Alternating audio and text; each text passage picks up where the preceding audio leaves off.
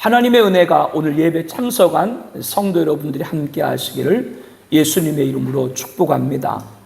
오늘 본문은 아담의 계보 이렇게 시작을 하고 있지요. 이 말씀 가운데는 아담부터 노아까지 족보를 창세기 5장에 기록을 하고 있습니다. 그런데 이 말씀을 가만히 보면 아담의 장자는 가인 아닙니까? 창세기 4장에서는 가인과 그의 후손들의 세속적인 성공을 장황하게 기록하고 있는데요. 본문에는 아담의 계보에 가인과 그의 후손들의 이름은 전혀 언급되어 있지를 않습니다. 그와 대조적으로 창세기 4장에서 짧게 언급되었던 셋, 아담, 그의 아들 셋을 통해 내려온 후손들만을 본문 창세기 5장에는 열거하고 있습니다. 왜 아담의 계보를 기록하고 있는데 장자인 가인과 그의 후손은 생략이 됐고 셋과 그의 후손만 레코드가 되어 있을까요? 하나님께서는 세속 문화에 세상 성공에 관심을 갖는 것이 아니라 예배 문화, 신앙 승리에 관심이 있기 때문입니다. 지난 주일에도 말씀을 드렸습니다. 신앙인이 세상에서 성공할 수 없다라고 하는 것이 아니고요. 신앙인은 세상에서 성공을 얻더라도 최고의 가치는 하나님께 있어야 하는 것이죠. 그렇다고 한다면 그가 얻은 세상의 성공을 하나님을 위해 사용하게 될 것입니다. 그런데 신앙인이면서도 세상에서 얻은 성공을 자신만을 위해서 쓴다면 누구와 같은 거예요? 그 정신과 가치는 가인과 그의 후손과 동일선상에 있는 것이죠. 그들은 에덴의 동쪽에 사는 자들입니다. 지난 주일에 야발을 이야기하면서 성별에 관해서 말씀을 드렸습니다. 야발은 가축 치는 자의 조상으로 목축업의 시초였죠. 가축은 자라면 잡아서 피를 흘려야 목적을 이룹니다. 인간의 양식이 되는 것이죠. 그러나 그것이 전부가 아니고 가축을 잡아 피를 제물로 하나님께 드려야 됩니다. 그런데 야발은 자기 조상 가인과 같이 자기를 위해서는 가축을 잡았지만 하나님 앞에 드리는 거룩한 제사에 피를 드리지 않았습니다. 자신에게는 부유한 자였지만 하나님에게는 인색한 자였던 것이죠. 우리는 성별을 알아야 됩니다. 성별을 말씀을 드리면서 11조를 말씀을 드렸습니다. 교회 장로로 임직된 분들 가운데도 11조로 인해서 시험에 들고 금심하는 분들이 있습니다. 11조는 헌금이 아닙니다. 성경은 11조와 봉헌물로 구분하고 있습니다. 11조는 하나님의 것, 이렇게 성경은 증언합니다. 성경은 모든 것이 하나님께로부터 온 것이고 그 중에 10분의 1을 드리면 모든 것을 드린 것으로 인정하신다라고 했지요. 이렇게 11조 외에 드리는 것이 봉헌물, 헌금인 것이지 11조는 하나님의 것인 거예요. 이렇게 하나님의 것으로 하나님을 하나님으로 인정하는 믿음의 행위가 11조인 겁니다. 어떤 분들은 11조는 구약이라고 말하는 분들이 있습니다. 그러면 신약에서는 무엇이라고 말씀을 하는가요? 요즘 새벽기도 시간에 신약 사도행전 말씀을 보고 있죠. 사도들의 가르침을 받아 서로 교제하고 떡을 떼며 오로지 기도하기를 힘쓰니라. 믿는 사람이 다 함께 있어 모든 물건을 서로 통용하고 또 재산과 소유를 팔아 각 사람의 필요에 따라 나눠주며 믿는 무리가 한 마음과 한 뜻이 되어 모든 물건을 서로 통용하고 자기 재물을 조금이라도 자기 것이라고 하는 이가 하나도 없더라. 그 중에 가난한 사람이 없으니 이는 밭과 집 있는 자는 팔아 그 판 것의 값을 가져다가 사도들 발 앞에 두매 그들이 각 사람의 필요를 따라 나눠줌이라. 예수 믿고 영생 얻은 성도들은 자신의 소유를 드렸습니다. 이렇게 신약에서는 구원받은 성도들이 자기 재산 전부를 교회에 드린 것이죠. 신약에서는 자기 생명 전체가 다 누구의 것이에요? 예수님의 것입니다. 이것이 신약 성경에 나타나는 우리들에게 주시는 말씀입니다. 성도님들이 드려지는 11조로 교회를 운영하고 교육과 선교를 하고 소외된 분들이 없도록 나눔으로 성경적인 초대교회 거룩한 헌신을 이어가고 있는 것이죠. 11조를 폐척하는 것은 교회를 무너뜨리는 것입니다. 가끔 매스컴에 등장한 신학자와 목회자와 평신도들 가운데 11조를 불필요를 말하는 자들이 있는데 그런 자들은 몰지각한 자들입니다. 왜냐하면 성경에 없는 말을 하는 것이기 때문에 그렇죠. 11조를 배척하는 것은 교회를 무너뜨린 것입니다. 아이들 교육이 중요하다면 교육에 필요한 공간이 있어야 되고 인재가 있어야 되고 교재가 있어야 됩니다. 그렇게 하는 데 있어서 당연히 물질이 필요한 것이죠. 자신은 물론이고 자녀들을 위해서 감사의 물 한 번 드리지 못하면서 어떻게 아이들이 바로 세워주기를 바라겠어요? 그게 믿음이 좋은 건가? 우리는 돌아볼 필요가 있습니다. 11조에 인색한 것은 아직도 내 중심이 하나님 중심이 아닐 수가 있습니다. 내가 11조를 드리지 않으면, 내가 11조를 드리지 않아도 다른 분들이 11조를 드리고 교회가 유지되겠지 생각한다면 어쩌면 그렇게 다들 생각하고 교회에 다니고 있을 뿐 온전한 11조를 드리지 않는 분들이 다수일 수가 있죠. 11조로 부담을 주지 말라고 하는 분들도 있습니다. 저같이 2주 연속 11조 얘기하잖아요. 그렇게 하지 말아라 이렇게 말하는 분들이 계세요. 은혜 받으면 즐겁게 자원해서 하는 것인데 왜 굳이 11조를 얘기하느냐라고 얘기를 하는 것이죠. 그런데 그렇게 말하는 분들이 초신자가 아니라 10년, 20년 교회 다닌 분들 가운데도 그런 말을 하는 분들을 봅니다. 20년 동안 신앙생활 했는데 어떻게 은혜 받지 못해서 11조를 못 드린다고 말할까? 그게 참 기적이다 라고 생각할 때도 있어요. 신학의 영역에는 은혜와 감동과 기쁨만이 있나요? 자신의 옥합을 깨뜨려 주님 발에 부은 마리아의 애통이 있습니다. 허리가 휠 정도로 가난한 중에도 생활비 전부를 헌금함에 넣은 과부의 헌신이 있습니다. 주님의 사역을 위해 자신들의 소유로 섬긴 막달라 마리아와 여인들의 희생이 있습니다. 이렇게 신앙의 영역에는 은혜와 감동과 기쁨뿐 아니라 애통과 헌신과 희생이 있는 것이죠.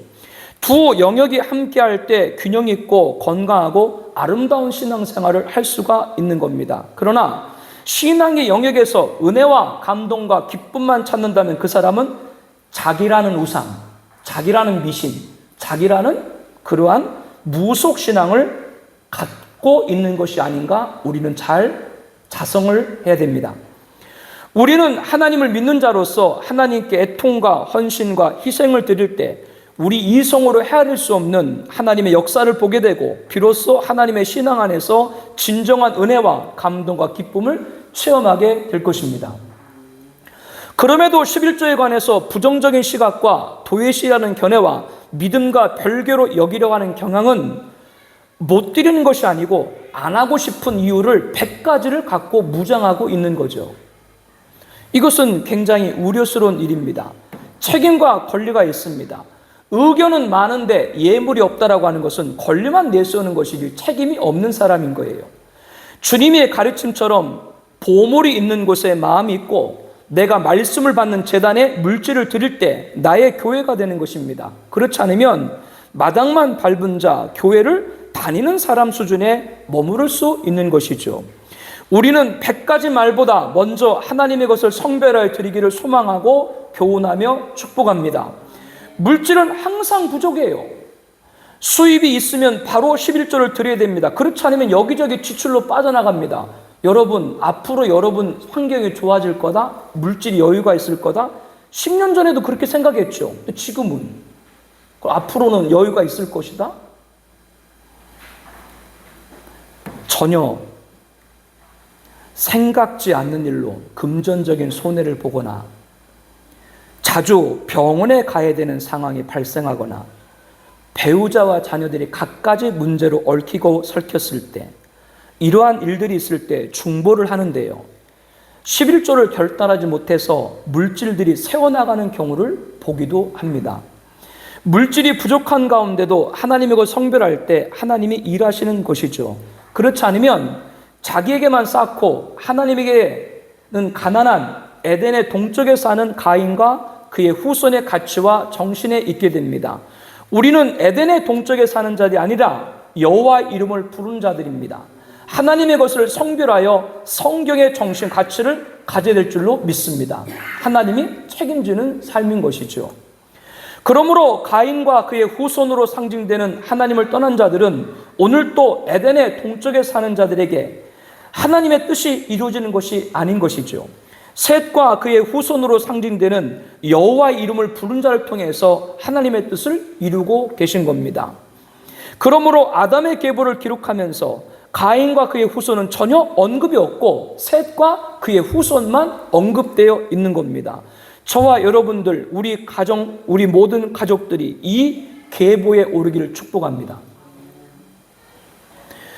가인과 그의 후손의 정신과 가치가 아니라 성경의 정신과 가치로 셋과 그의 후손들의 족보인 아담의 계보에 올려져야 되고, 이 아담의 계보에 올려진 사람들이 바로 궁극적으로 생명책에 농명되게 될 겁니다. 거룩한 성 예루살렘 천국에 들어갈 자에 대해서 어린 양의 생명책에 기록된 자들만 들어가리라 말씀합니다. 본문의 아담의 계보는 궁극적으로 우리가 어디에 이름이 농명되어야 됨을 말씀하고 있다고요? 생명책입니다.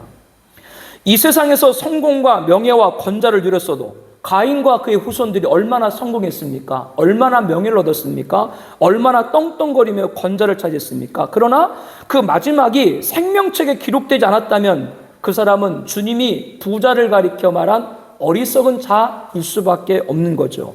그들은 생명책에 기록되지 못한 자로 불못에 던져진다고 말씀합니다. 그러나 이 세상에서 헌신 때문에 환난과 궁핍을 당했더라도 그는 실상은 부유한 자라고 주님은 말씀을 합니다. 왜 그렇습니까? 그는 하나님께 쌓은 하나님께 부유한 자요, 그에게 생명의 관이 약속되었다고 언약해주고 있기 때문이죠. 그가 바로 생명책의 농명제자인 것입니다.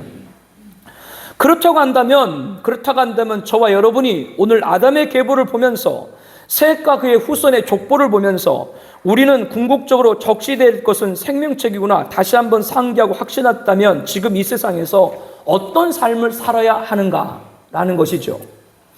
오늘 본문의 계보를 기록하면서 아담과 그의 후손들이 많은 이름이 기록되어 있어요. 창세기 5장 1절부터 32절까지 보면 많은 사람들의 이름이 기록되어 있습니다. 대부분 누가 누구를 낳고 이렇게만 말씀합니다. 그런데 그 가운데 어떤 이들에게는 설명을 덧붙이는 이들이 있습니다. 첫 번째는 아담입니다. 이것은 아담의 계보를 적은 책이니라. 하나님이 사람을 창조하실 때 하나님의 모양대로 지으시되 남자와 여자를 창조하셨고 그들이 창조하던 날에 하나님이 그들에게 복을 주시고 그들의 이름을 사람이라 일컬으셨더라. 하나님께는 첫 번째 인간으로 아담을 창조했죠. 아담은 인류의 시조가 되었습니다. 하나님은 인간을 만드셨을 때 하나님 모양대로 만들었다. 그리고 그들에게 복을 주었다. 그리고 이름을 사람이라고 했습니다. 이것을 연결해 보세요. 인간은 누구 형상대로 만들었다고요? 하나님의 모양입니다. 이 말은 하나님과 외형이 같다 그런 말이 아니고요. 하나님이 외형이 있는 분이 아니죠. 이 말은 하나님의 성품을 말합니다. 인간이 하나님의 성품과 동일하다고 하는 것이 아니라 인간이 하나님의 성품을 닮았다고 하는 것은 인간은 하나님을 알도록 만들어졌다 그 뜻이에요. 이것이 하나님의 모양대로 만들었다라고 한 의미입니다. 인간에게 복을 주셨다고 했죠. 인간은 하나님을 아는 것이 가장 큰 복인 거예요. 그리고 인간은 하나님을 알 때, 즉 하나님을 경외할 때 하나님은 인간에게 복을 주신다라고 하는 거죠. 그리고 인간의 이름을 사람이라고 일컬으셨더라. 아담의 뜻이 북다, 사람이란 뜻이거든요. 아담을 뭘로 만들었어요? 흙으로 만들었잖아요. 흙이 어떤 색깔이에요?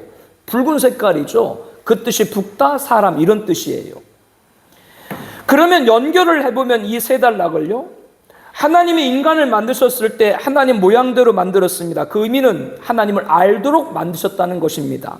인간은 하나님을 알도록, 즉 하나님을 경배하도록 만든 것이 하나님의 모양대로 만들었다는 뜻입니다. 그러므로 인간이 하나님을 경외하는 것이 가장 큰 복이고 하나님을 경외하는 인간에게 하나님은 복을 주시는 것이죠. 이것을 아는 사람이 사람인 거예요. 자신이 하나님의 모양대로 만들어졌고 그러므로 하나님을 아는 자로서 하나님을 경배하는 자가 되어야 되고 그것이 가장 큰 복이고 인간이 하나님을 경외할 때 하나님은 인간에게 복을 주신다. 이것을 아는 자가 사람이라고 하는 거죠. 사람이 사람이기 위해서는 자신을 만드신 분이 하나님이시고 나가서 못된 일을 하면 사람들이 욕을 하는데 그 욕 가운데 제일 안 좋은 욕이 뭔지 알아요? 이 애비 없는 호로 자식 같은 놈아. 이게 얼마나 큰 욕이에요.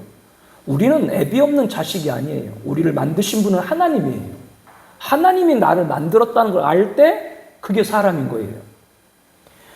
이것을 모르면 그는 사람이 아닌 겁니다. 그것은 한 인격을 가진 사람으로 호흡은 할 수 있지만 하나님의 모양을 가진 사람으로 사는 것이 아니라고 하는 것이죠. 오해를 하지 마시고 성경에서 정의하는 사람을 잘 알아야 한다라고 하는 겁니다. 그렇다면 여러분은 사람입니까? 사람이 아닙니까? 사람입니다. 오늘 본문에서 말하는 사람과 반대되는 사람을 자연인, 내추럴맨 그렇게 한번 칭하도록 할게요. 이 세상에는 사람 아닌 사람인 자연인이 너무나도 많습니다. 그들은 자신을 만드신 분이 하나님이신지도 모르고 자신이 살아갈 첫 번째 목적이 하나님을 경외하는 것인지도 모르고 하나님을 경외하는 것이 가장 큰 복인지도 모르고 이것을 알 때 사람이 사람다울 수 있다는 것도 몰라요. 그냥 한 인격을 갖고 호흡하고 있는 것이죠. 이러한 자연인은 살아가야 될 존재 이유가 없다는 것이 아닙니다. 이들이 빨리 하나님을 믿고 성경이 말하는 사람이 되도록 해야 하는 것이죠. 그 일을 하나님께서는 저와 여러분에게 맡기신 줄로 믿습니다. 이 인간아 사람이 되라. 철 좀 들어라. 돌도 무거워서 못 드는데 어떻게 철을 들겠어요. 사람이 되라. 그 말은 무슨 말이요? 하나님을 믿으라. 그것이 우리들이 사람이 되라라는 말에 있어야 되는 거예요. 오늘 본문의 아담의 계보를 보면서 셋과 그의 후손의 족보를 보면서 우리가 궁극적으로 적시되어야 될 것은 생명책이구나. 다시 한번 상기하고 확신했다고 한다면 지금 이 세상에서 어떻게 살아가야 되는가에 대해서 말씀을 드리고 있는 겁니다. 그 첫 번째가 사람은 하나님의 모양대로 만드심을 깨닫고 하나님을 알고 하나님을 경외하는 것. 이것이 가장 큰 복인 걸 아는 것이 사람이라고 말씀을 드리고 있는 겁니다. 그러므로 이를 모르는 주변의 자연인들이 빨리 하나님 믿는 성경이 말하는 사람이 되어야 하는 것이죠. 그 일을 하나님께서는 우리에게 맡긴 겁니다. 그러므로 우리는 더욱 분명히 해야 됩니다. 내가 정말 하나님을 경외하는 것이 가장 첫 번째고 그것이 가장 큰 복임을 고백하고 있는가 하는 것이죠. 나조차 그렇지 않으면서 자연인에게 하나님을 경외하는 것이 가장 첫 번째 큰 복이다. 이렇게 우리가 전할 수 없지 않겠습니까? 하나님이 우리를 만드실 때 하나님의 모양대로 만드셨기에 이를 바로 하는 사람은 그 신앙 자체가 능력이라는 것을 알아야 돼요. 오늘 또 우리가 매일 삶을 살아가면서 나는 하나님의 모양대로 만들어졌다. 나는 하나님을 경외하는 것이 첫째다. 그것이 가장 큰 복이다. 이를 믿는 나에게 하나님 복을 주신다. 이런 고백을 하고 살아가는 것이 능력이다 그 말이에요. 이런 고백으로 살아가면 그 삶에 감사가 항상 있지 않겠습니까? 얼굴에 기쁨이 넘치지 않겠습니까? 행동에 활기가 넘치지 않겠습니까? 대화에 소망이 담기지 않겠습니까? 발걸음이 가볍지 않겠습니까? 그러면 주변에서 묻겠죠. 뭐가 그렇게 좋아서 얼굴이 밝냐? 라고 말할 때, 질문할 때 우리들은 긴 말 필요가 없습니다. 부러워? 예수 믿어. 여러분은 왜 그렇게 얼굴이 밝으세요? 조금 미안은 해. 여러분 얼굴 지금 무거지상인데 내가 이렇게 밝다라고 표현하면 나도 조금 민망하긴 해. 그래도 밝다라고 얘기를 해야지. 여러분 얼굴이 왜 이렇게 밝으세요? 왜? 꿀먹은 벙어리야. 누굴 믿었기 때문에요? 그렇다고 뭐 여러분들이 뭐 우거지상이다 뭐 내가 그렇게 얘기했다고 이 자리에 상처받을 분은 없을 줄로 압니다. 여러분 얼굴 다 밝아요. 우리들에겐 자연인들에게 내가 예수 믿어서 그래. 그 한마디. 이것이 그 자연인을 하나님을 경외하는 사람으로 만드는 것이죠. 하나님께 가까이 함이 내게 복이라. 내가 주 여호와를 나의 피난처로 삼아 주의 모든 행적을 전파리라. 이 고백과 실천이 있기를 바랍니다. 이것이 곧 사람인 거예요. 아담의 계보를 통해 궁극적으로 생명책의 농명되어됨을 확신하는 자 이 세상의 삶 두 번째는 동행입니다. 창세기 5장 21절 22절이 이렇게 말씀합니다. 우리 함께 보겠습니다. 창세기 5장 21절 22절입니다.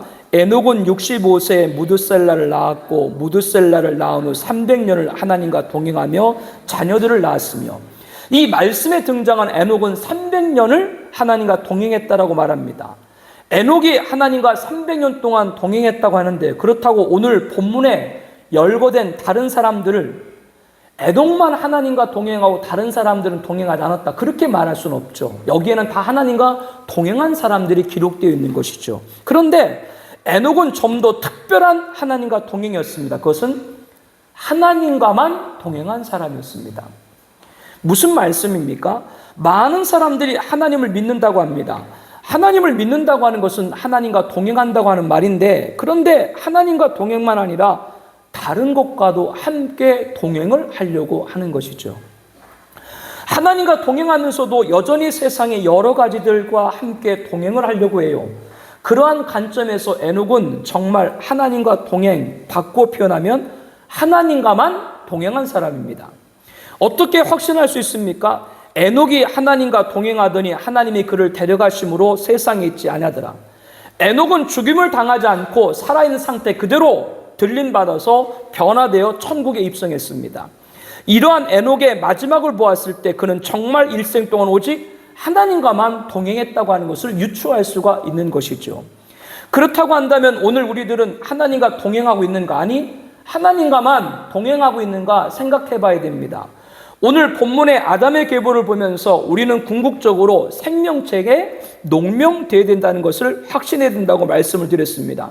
그렇다면 그 사람은 이 세상에서 어떻게 살아가야 되는가에 관해서 말씀을 드리고 있는 겁니다.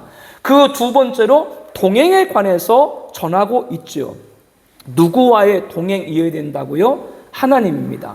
그 하나님과 어떤 동행이 된다고요? 하나님과만 동행해야 하는 것이죠. 오늘 우리가 믿음 생활을 하면서 하나님과 동행해야 되는데 이것이 쉽지가 않죠. 많은 유혹이 있기 때문에 그렇습니다. 유혹은 우리로 하여금 하나님과 하나님 외에 다른 것들과 같이 동행을 하도록 만들어요. 그래서 마지막에는 하나님과 결별하고 세상과 동행하게 만들어버리기 때문입니다. 우리를 하나님과 동행해서 떨어지게 하고 세상에 동행하도록 하는 유혹들이 우리에게 많이 있어요.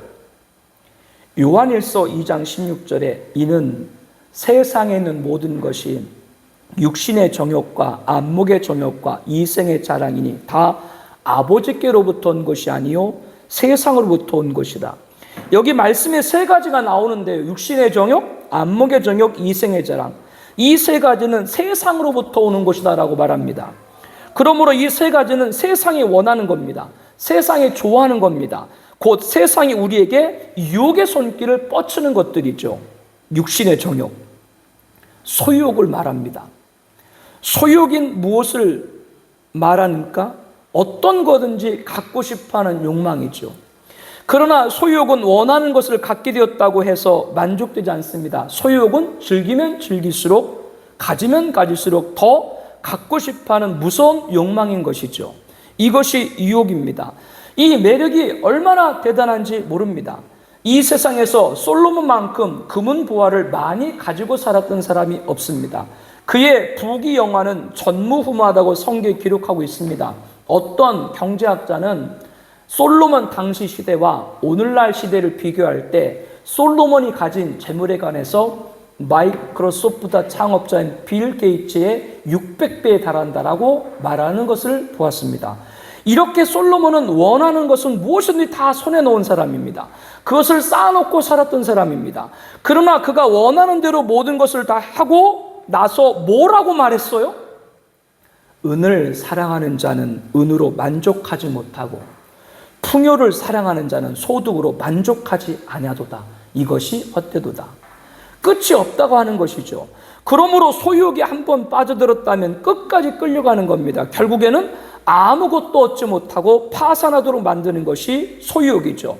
육신의 정욕인 소유욕은 하나님과만 동행을 막는 무서운 유혹입니다.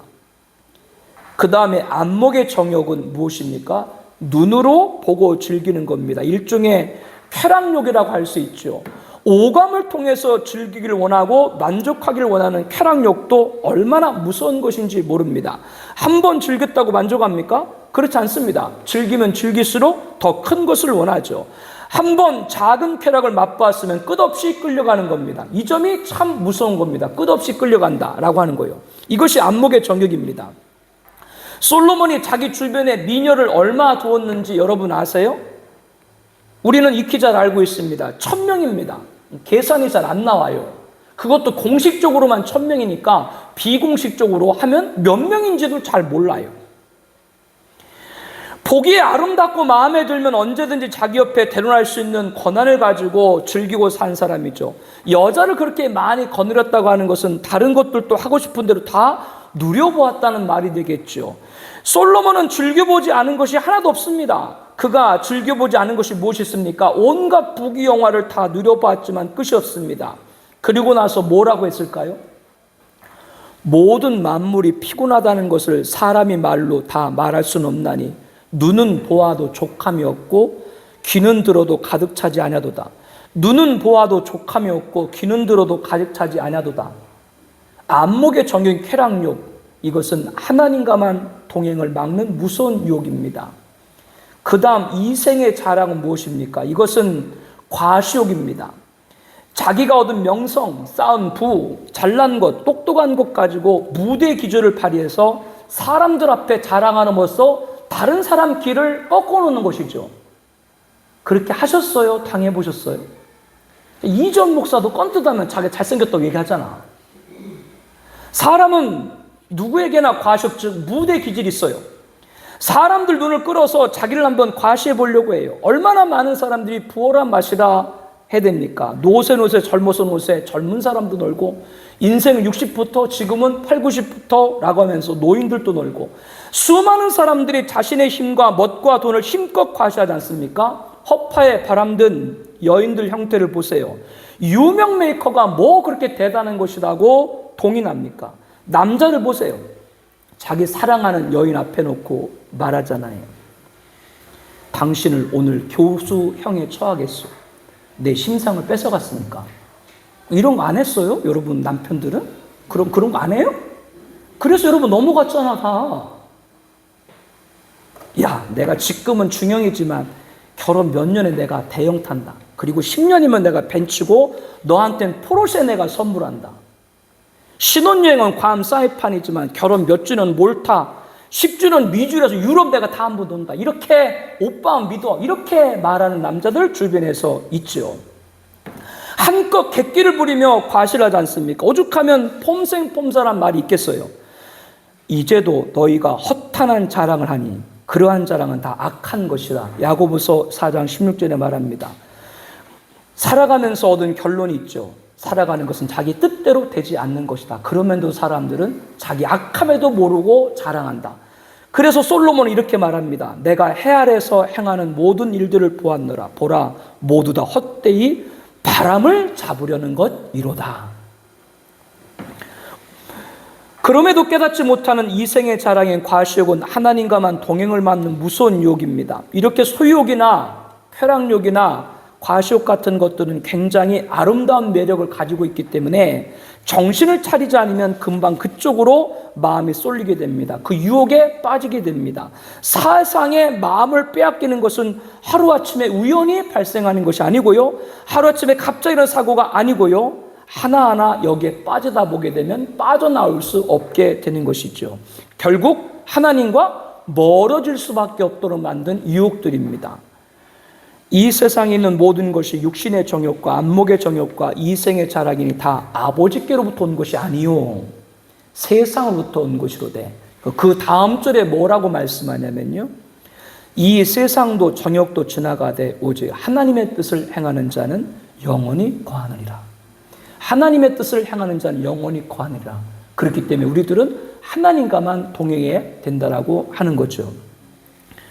우리 교회는 사랑하는 성도님들 서로가 하나님과 동행을 해서 영원히 하나님의 뜻을 행하는 자가 되어서 함께 끝까지 하나님만 동행하는 거룩한 공동체 되기를 축복합니다.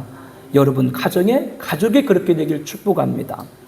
아담의 계보를 통해서 궁극적으로 생명책의 농명을 확신하는 자, 이 세상의 삶 세 번째는 안입니다. 안위. 오늘 보면 창세기 5장 29절 말씀을 함께 보겠습니다. 이름을 노아라 하여 이르되 여호와께서 땅을 저주하심으로 수고롭게 일하는 우리를 이 아들이 아니하리라 하였더라. 노아의 뜻은 아닙니다. 즉 위로라고 하는 뜻이에요. 저주받은 땅에서 고생하던 사람들이 노아를 통해서 한숨을 돌리게 됐다라고 하는 것입니다. 아담의 계보를 통해 생명책의 농명대함을 믿는 성도들은 하나님을 경외하는 사람이 되어야 되고 하나님과만 동행하는 사람이 되어야 되고 다른 사람들에게 위로를 줄 수 있는 사람이 되어야 하는 것이죠. 사람들이 세상에 살아가면서 얼마나 어려워됩니까? 그들을 한숨 돌리게 하는 일을 우리가 해야 됩니다. 여러분, 왜 신앙생활을 그렇게 하세요? 헌신하세요. 이 말하고 여러분 지난 한 주 동안에도 치열하게 사느라고 얼마나 수고 많으셨어요. 주의 평강을 기원합니다. 이 말하고 여러분 어떤 말 듣고 싶어요? 우리 다 후자의 말을 듣고 싶죠. 사람들은 위로가 필요해요. 누가 그러더래요. 어머니 저 정말 교회를 못 나가겠다고. 누가 자꾸 시비를 하고 누가 자꾸 뭐 때문에 나한테 태클 걸고 왜 교회 일은 많은데 다 내가 이것저것 다 해야 되고 정말 전 어머니 전 교회를 못 가고 다닐 수가 없고 전 위로받고 싶어요. 근데 엄마가 그러대. 안 돼. 너는 꼭 교회를 나가야 된다고 말하더래요. 그래서 아들이 그랬대. 왜 제가 꼭 교회를 나가야 됩니까? 네가 그 교회 담임 목사니까. 사람은 누구나 위로받고 싶어 해요. 노아하면 대홍수를 우리는 생각하는데요. 노아 홍수 후에 350년을 살았고 그의 나이 950세에 죽었다. 이 말씀 볼 때 노아는 대홍수 이전에 600년을 산 사람이에요. 대홍수 이전에 600년을 살았어요. 그 600년 시간 동안 노아는 사람들에게 안위를 주는 사람을 살았던 것이죠. 노아의 이름 뜻 안위가 뭐라 그랬어요? 위로요. 대홍수 이후에 그를 통해서 새롭게 시작된 세상에 안위를 주었을 뿐 아니라 대홍수 이전에도 600년 동안 사람들에게 안위를 주는 삶을 살았다라고 하는 겁니다. 그런데 600년 동안 노아가 사람들에게 안위를 주는 삶을 살았음에도 사람들은 대홍수 직전 물심판을 알리는 노아의 말에는 귀를 담지 않았습니다. 왜 안 들었을까요? 노아의 말을 들은 사람이라고 한 고작 그의 아내와 세 아들과 세 자부뿐이었습니다. 노아가 사람들에게 그렇게 대홍수를 알리고 전했는데도 듣지 않았습니다. 노아가 사람들에게 나쁜 일을 한 것이 아닙니다. 사람들에게 고생해서 한숨 돌리게 했습니다. 위로를 주었습니다. 안위를 얻게 했습니다. 바꿔 말하면 하나님 말씀을 전했습니다. 그러나 사람들은 결정적인 말씀인 심판에 관해서는 듣지를 않았습니다. 그 이유는 세상 사람들은 자기가 좋은 것만 받기 때문입니다. 여러분 왜 신앙생활 하는데 여러분 들으려고 하는 것만 들어요? 왜 그래요? 하나님 말씀은 다 들어야 되지. 사랑하는 사람이 나의 모든 것을 좋아하고 나와 함께해도 신앙만은 합일하지 못하는 것이 그 이유예요. 사람들은 자기가 원하는 것만 들으려고 해요. 여러분 위로가 무엇입니까? 따뜻하게 감싸주는 것이 위로입니다. 포근하게 안아주는 것이 위로입니다. 흘린 눈물을 닦아주는 것이 위로입니다. 당한 아픔을 싸매주는 것이 위로입니다. 지금 말씀드린 이 모든 것들이 국어 정의로 위로입니다. 신앙 행위로도 위로입니다. 우리에게 육적으로도 영적으로도 필요한 것이 위로입니다. 그러나 여러분 위로는 이것만이 위로가 아닙니다. 진정한 위로가 있습니다. 진정한 위로는 뭐가 진정한 위로인가? 심판이 진정한 위로입니다. 왜 심판이 진정한 위로가 될까요? 성도들이 이 세상에서 믿음 때문에 당한 고통과 환난에 대한 위로하심은 심판 때이기 때문에 그런 것이죠. 노아는 대홍수에서 수많은 사람들이 죽임을 당하는 것을 보고 비통했을 겁니다. 그러나 한편으로는 지난 120년 동안 수많은 멸시와 조롱을 받으며 방주를 만들었습니다. 이제 대홍수로 심판이 시작되고 자신들이 지난 120년 동안 하나님 믿고 순종했다는 분명한 것을 대홍수 심판 때 보게 되었던 것이죠. 얼마나 큰 위로였을까요? 심판의 최종은 종말입니다. 종말에 예수님이 재림하셔서 악을 심판하시고 선을 보응하시는 것입니다. 그리고 이 마지막 심판이 우리에게는 진정한 위로가 될 것입니다. 왜? 마지막 심판 때 우리가 지킨 믿음이 헛되지 않음을 우리는 보게 될 겁니다. 이것만큼 큰 위로가 어디 있겠어요? 요한계시록 6장 10절 11절 말씀을 함께 보겠습니다. 큰 소리로 불러 이르되 거룩하고 참되신 대주제여, 땅에 거하는 자들을 심판하여 우리 피를 갚아주지 아니하시기를 어느 때까지 하시려나이까니, 각각 그들에게 흰 두루마리를 주시며 이르시되 아직 잠시 동안 시대 그들의 동무종들과 형제들도 자기처럼 죽임을 당하여 그 수가 차기까지 하라. 지금 여기 신원을 호소하는 이들은 순교자입니다. 우리 피를 갚아주지 아니하시길 어느 때까지 하시려니까, 이 말씀 볼 때 이들은 순교자인 것이 분명하죠. 순교자들은 빨리 땅에 거하는 자들을 심판해서 우리 피를 갚아달라고 지금 호소를 하고 있는 겁니다.